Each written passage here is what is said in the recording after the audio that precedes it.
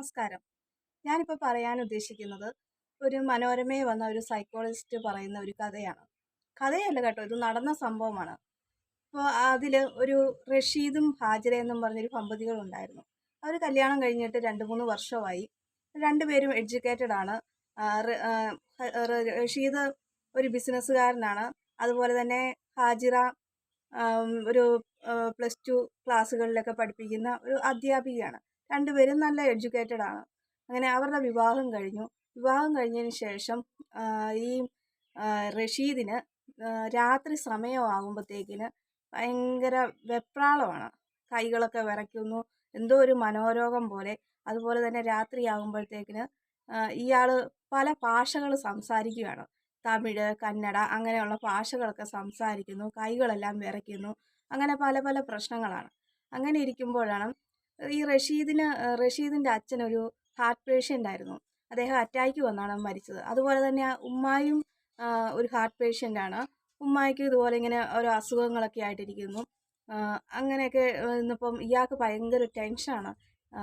രണ്ടുപേരും മാതാപിതാക്കൾ രണ്ടുപേരും ഹാർട്ട് പേഷ്യൻ്റാണ്. അങ്ങനെ തനിക്കും ജനിതകപരമായിട്ട് ഈ ഹാർട്ടിന് എന്തെങ്കിലും പ്രശ്നങ്ങൾ ഉണ്ടാകുമോ എന്നൊക്കെയുള്ള പല പല ടെൻഷനുകളാണ്. അപ്പോൾ ഇവരുടെ കല്യാണം കഴിഞ്ഞിട്ട് 2-3 വർഷമായിട്ടും മക്കളൊന്നുമില്ല. അതെന്ന് വെച്ചാൽ ഈ റഷീദിൻ്റെ കിടപ്പറ കാര്യങ്ങൾ ഭയങ്കര ആയിട്ട് പൊളിവാണെന്ന് പറയാം. അതായത് ഇവർ തമ്മിൽ ഭാര്യ ഭർത്താവ് എന്നുള്ള ഇതിലുള്ള രാത്രിയിലുള്ള ബന്ധങ്ങളൊന്നും തന്നെ ഇവർ തമ്മിലില്ല. അങ്ങനെ വളരെ പരാജയമായിട്ടാണ് ഇവരുടെ സെക്സ് ജീവിതം മുമ്പോട്ട് പോകുന്നത്.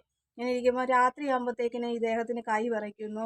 പിന്നെ അതുപോലെ തന്നെ ഭക്ഷണം കൊടുക്കുമ്പോൾ പല പല കുറ്റങ്ങൾ പറയുന്നു. ഭക്ഷണത്തിൻ്റെ അകത്ത് മുടിയുണ്ട്. അങ്ങനെ ഓരോ കാരണങ്ങൾ പറഞ്ഞ് രാത്രിയാകുമ്പോഴത്തേക്കിന് ഭയങ്കര പ്രശ്നങ്ങളാണ്. പകലെന്നാൽ യാതൊരു കുഴപ്പമില്ല, അദ്ദേഹം ജോലി ചെയ്യുന്നു, വീട്ടിൽ വരുന്നു. വൈകുന്നേരമാകുമ്പോഴാണ് ഇദ്ദേഹത്തിന് ഓരോ പ്രശ്നങ്ങൾ വരുന്നത്.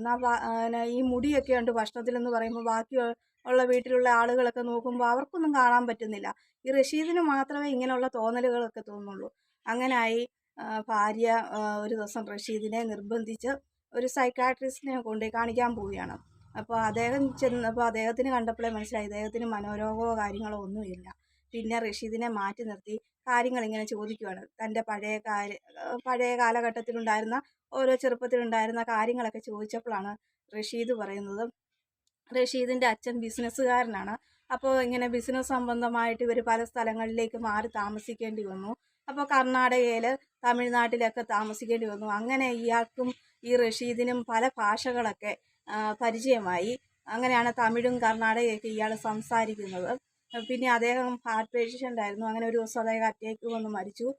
ഇപ്പോൾ ഉമ്മായ്ക്കും ഹാർട്ടിന് അസുഖങ്ങളൊക്കെയാണ്. ആ ഒരു ഇതിൽ നിന്നാണ് തനിക്ക് ഇനി അസുഖം തനിക്കും ഇതുപോലെ മാതാപിതാക്കളുടെ അസുഖം തനിക്കും ഉണ്ടാകുമോ എന്നുള്ളൊരു ടെൻഷനുണ്ട്. അതുപോലെ തന്നെ ഈ റഷീദ് ഡിഗ്രി പഠിച്ചുകൊണ്ടിരുന്ന സമയത്ത് ഒരു പെൺകുട്ടിയുമായിട്ട് അടുപ്പമാവുകയും അവളുമായി സെക്സിൽ ഏർപ്പെടുകയും ചെയ്തു. പക്ഷെ സെക്സിൽ ഏർപ്പെട്ടപ്പോൾ ഇയാൾ അവിടെയും മഹാ തോൽവിയായിരുന്നു ഇയാളുടെ സെക്സ് എന്ന് പറയുമ്പോൾ. അപ്പോൾ ആ പെൺകുട്ടിയെ ഇവനെ കളിയാക്കിയെന്ന് പറഞ്ഞാൽ തൻ്റെ പുരുഷത്വത്തെ ചോദ്യം ചെയ്തു. ഒന്നിനും കൊള്ളുകേലാത്ത ആണല്ലോ എന്നുള്ള രീതിയിൽ അങ്ങനെ പറഞ്ഞ് താത്തിക്കെട്ടി. അപ്പോൾ അത് മാനസികമായിട്ട് ഈ റഷീദിന് ഭയങ്കര വിഷമങ്ങളുണ്ടായി. പിന്നീട് ഇവർ തമ്മിലുള്ള ആ ബന്ധമൊക്കെ ഒഴിവായിപ്പോയി. പിന്നെ ഇയാൾ ബിസിനസ്സിലേക്ക് പഠിത്തമൊക്കെ കഴിഞ്ഞ് ബിസിനസ്സിലേക്ക് പോയി. അങ്ങനെ ബിസിനസ്സിൽ ഇങ്ങനെ സജീവമായിക്കൊണ്ടിരുന്ന ഒരു സമയത്ത് ഒരു യുവതിയായിട്ട് പരിചയപ്പെട്ടു. ആ യുവതിയുടെ ഭർത്താവ് മരണപ്പെട്ടിരിക്കുകയായിരുന്നു. അപ്പോൾ ഇവർ തമ്മിൽ അങ്ങനെ പല പല കാരണങ്ങൾ കൊണ്ട് വീണ്ടും അടുപ്പമായപ്പം ഇവർ തമ്മിലും സെക്സിൽ ഏർപ്പെട്ടു.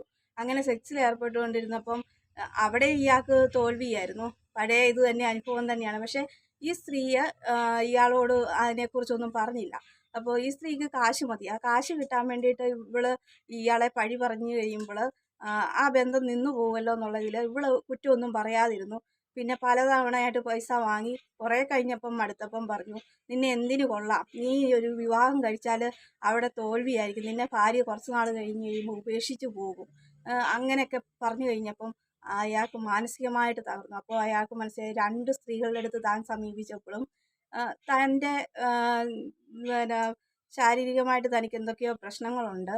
അതുകൊണ്ട് തൻ്റെ വിവാഹ ജീവിതം പരാജയപ്പെട്ടു പോകും. തന്നെ ഒരു വിവാഹം കഴിക്കുന്ന സ്ത്രീ ഒരിക്കലും അംഗീകരിക്കുകയില്ല. അത് കാരണം താൻ കിടപ്പറയിലൊരു തോൽവിയായിരിക്കുമെന്നൊക്കെയുള്ള ചിന്ത കാരണമാണ് ഈ റഷീദിന് തൻ്റെ ഭാര്യയുടെ അടുത്ത് വരുമ്പം ഭയങ്കര ടെൻഷനാകുന്നത്. അതുകൊണ്ടാണ് ഈ റഷീദിന് പല പല കാരണങ്ങൾ പറഞ്ഞ് ഭാര്യനെ ഒഴിവാക്കാനുള്ള ഒരു ശ്രമത്തിലൂടെ അങ്ങനെ പോകുന്നു. ഉമ്മാടെ നിർബന്ധപ്രകാരമാണ് ഈ റഷീദ് വിവാഹം കഴിക്കുന്നത്. ഉമ്മ ഹാർട്ട് പേഷ്യൻ്റാണ്. ഉമ്മ പറയും, മോനെ ഞാൻ ജീവിച്ചുകൊണ്ടിരിക്കുന്ന സമയത്ത് നീ വിവാഹം കഴിക്കണം. ഞാൻ മരിച്ചു കഴിഞ്ഞ് കഴിഞ്ഞാൽ പിന്നെ നീ എങ്ങനെയാ, നീ ഒറ്റയായി പോവുകയല്ലേ, നീ തനിച്ചാവുകയല്ലേ, നിനക്കൊരു കൂട്ട് വേണ്ടേ.